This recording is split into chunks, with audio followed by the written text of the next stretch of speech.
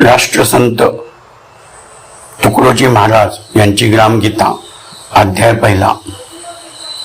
पंढरपूरच्या चंद्रभागा नदीच्या काठावर महाराजांना ग्रामगीता लिहिण्याची प्रेरणा मिळाली।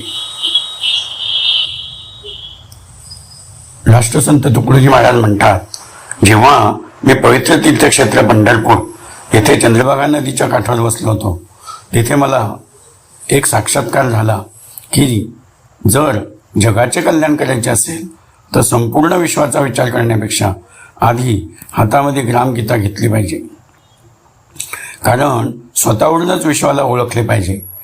आपण स्वतः या विश्वाचा एक भाग आहोत। एक व्यक्तीपासून कुटुंब बनते, कुटुंबापासून समाज बनतो, समाजातून गाव बनते, गावांचा मिळून देश बनतो आणि देशामधून हे विशाल ब्रह्मांड।